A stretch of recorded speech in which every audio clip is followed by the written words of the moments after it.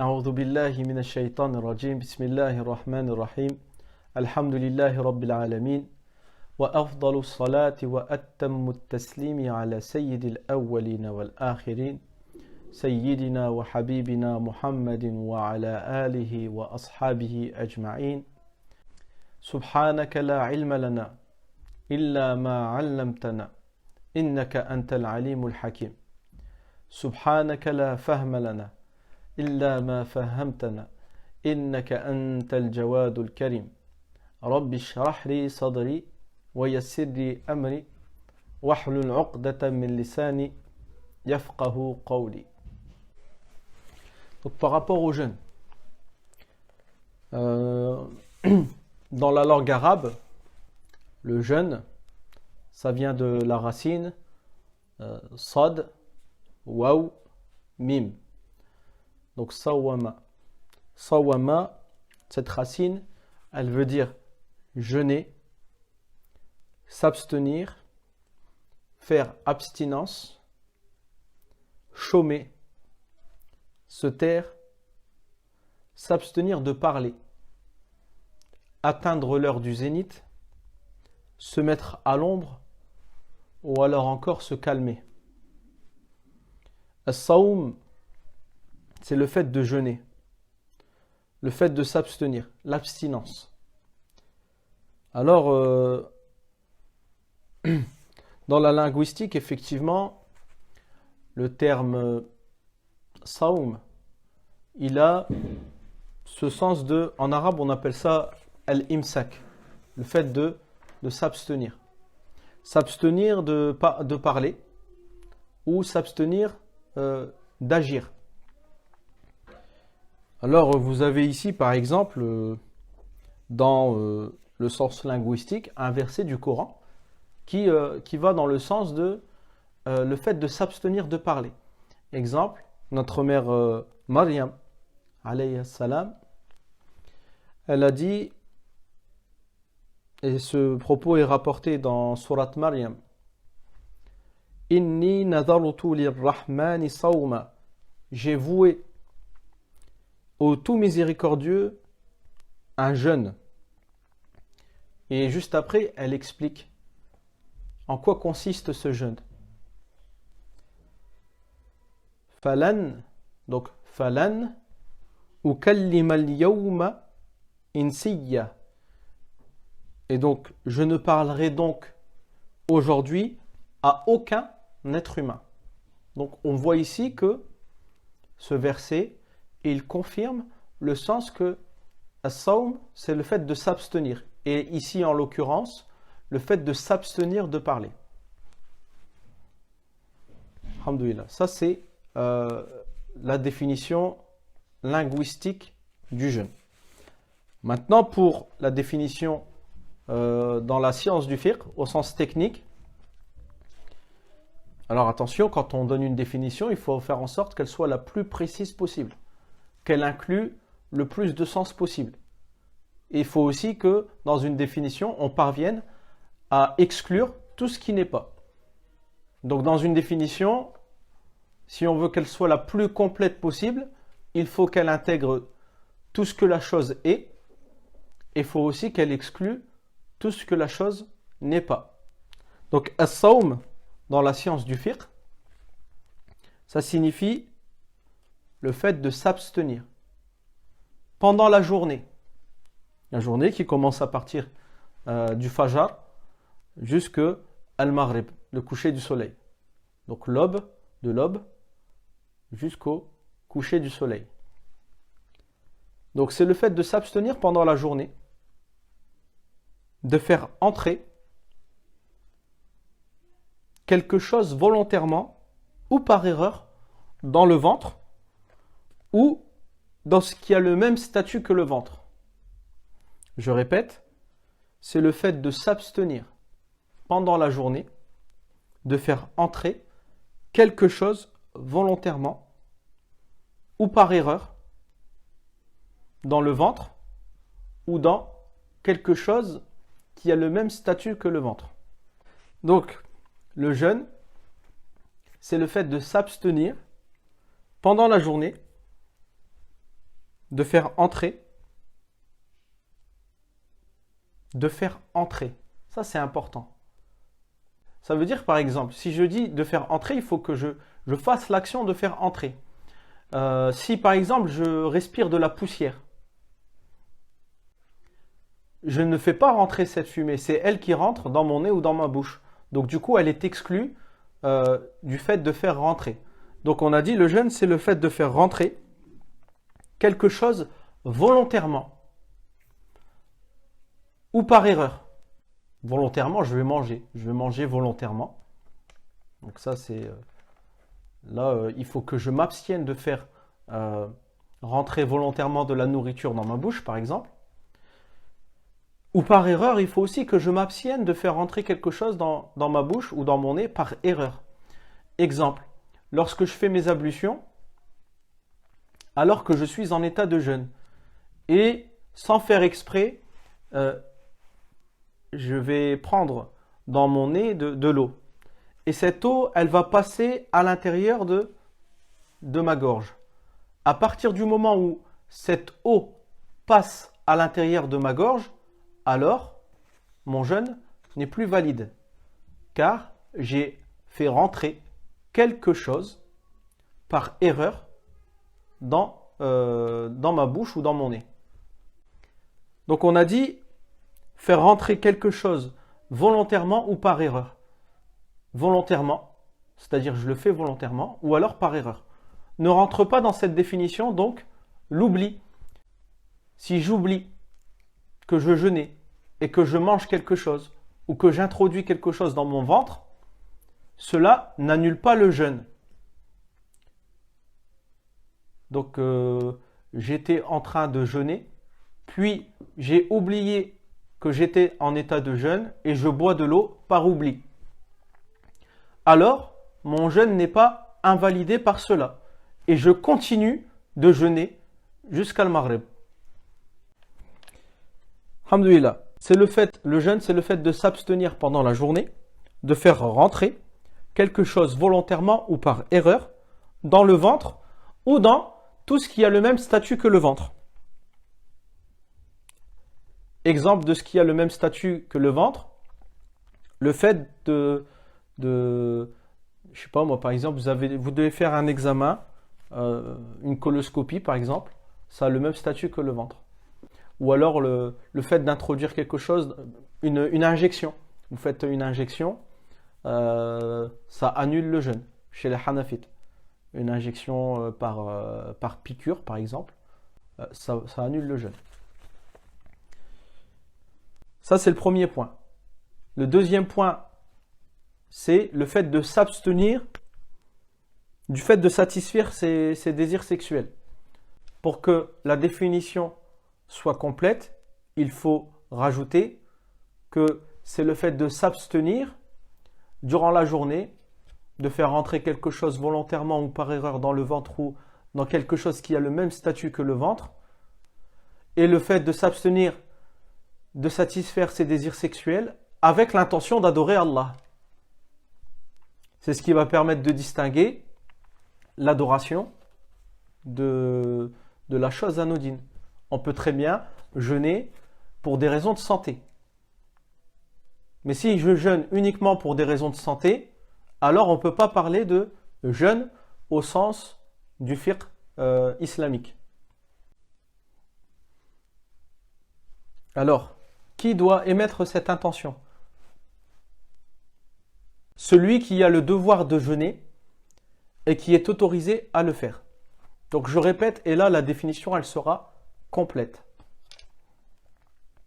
Ceux qui peuvent jeûner, ceux qui doivent et ceux qui sont autorisés à jeûner, effectivement. Donc, le jeûne, as-sawm, au sens du fiqh, c'est le fait de s'abstenir pendant la journée de faire rentrer quelque chose dans le ventre ou quelque chose qui a le même statut que le ventre, volontairement ou par erreur, et le fait de s'abstenir du fait de satisfaire ses désirs sexuels avec l'intention d'adorer Allah, et cette intention, elle doit venir de quelqu'un qui a le devoir de jeûner et qui est autorisé à le faire.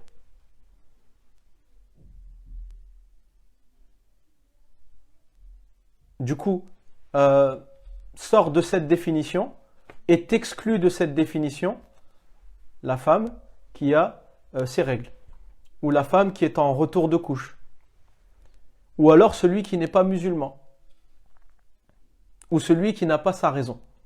Car celui qui n'est pas musulman, il n'a pas le devoir de jeûner.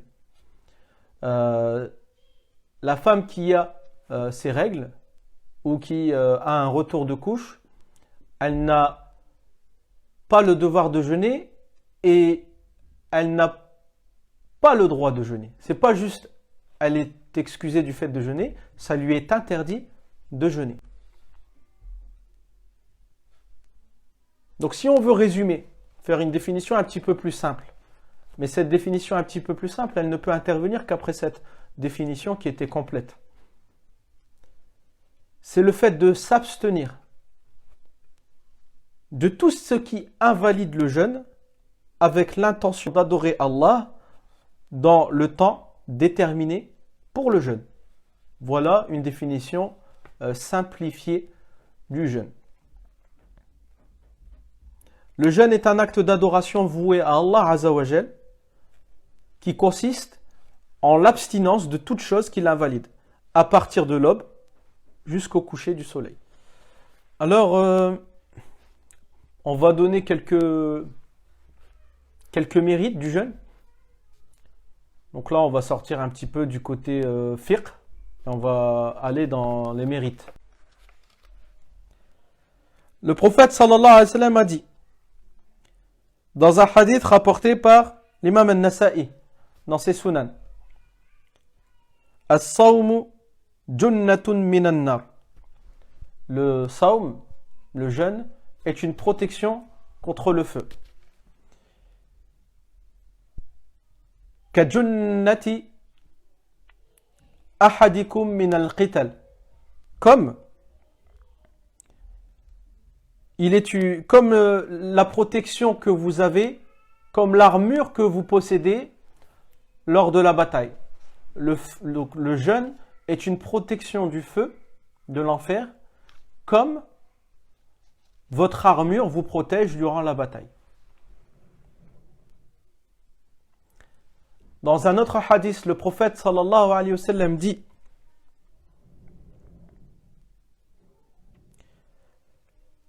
l'ensemble des bonnes actions est multiplié par 10 et allant jusqu'à 700 fois son salaire. Et Allah, il multiplie les bonnes œuvres comme il veut.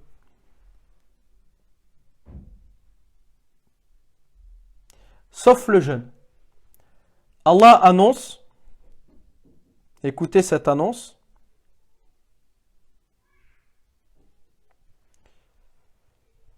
écoutez l'annonce, Allahu Akbar. Donc, ce n'est qu'à mon intention, c'est-à-dire le serviteur, il ne jeûne que pour Allah, et je serai le dispensateur de sa récompense. Allahu Akbar. C'est Allah qui s'occupe directement de la récompense du jeûne. Donc, le potentiel de chaque action humaine est multiplié par 10, et allant jusqu'à 700 fois, jusque tant que Dieu le veut. Et cela pour chaque œuvre pieuse, hormis pour le jeûne. Pour le jeûne, Allah Ta'ala annonce, ce n'est qu'à mon intention, et je serai le dispensateur de la récompense. C'est Allah qui s'occupe de la récompense, directement. Il y a plusieurs explications à cela. Le fait que le jeûne, c'est un acte dissimulé. Il n'y a que Allah subhanahu wa ta'ala qui le sait si je jeûne. Et donc c'est pour ça que le jeûne est essentiellement et uniquement pour Allah Azza wa Jal. Parce que là, vous ne pouvez pas savoir si je suis en état de jeûne. Bon là, vous le savez parce que c'est la nuit. Mais dans la journée, si je ne vous dis pas que je jeûne, vous ne pouvez pas savoir si je jeûne ou pas. C'est entre moi et Allah Azza wa Jal. Et c'est pour cela qu'Allah se charge lui-même de la récompense qu'il va attribuer aux jeûneurs.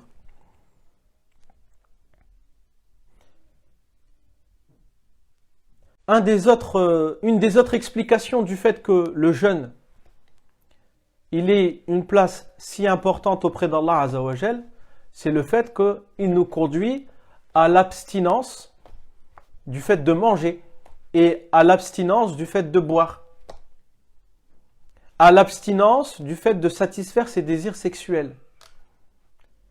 Et Allah subhanahu wa ta'ala, il ne mange pas. Allah subhanahu wa ta'ala, il ne boit pas. Le fait de jeûner et de s'abstenir de boire et de s'abstenir de manger, c'est se fondre dans le moule des qualités d'Allah Azzawajal. C'est le fait de s'attacher à des qualités d'Allah Azzawajal. Le prophète sallallahu alayhi wa sallam, il nous invite à s'imprégner des qualités d'Allah Azzawajal. Et donc il faut s'en imprégner. Et jeûner, c'est bien sûr, aucune créature ne ressemble à Allah, mais on se rapproche d'Allah en essayant de mettre dans notre vie les qualités qu'il a. Subhanahu wa ta'ala.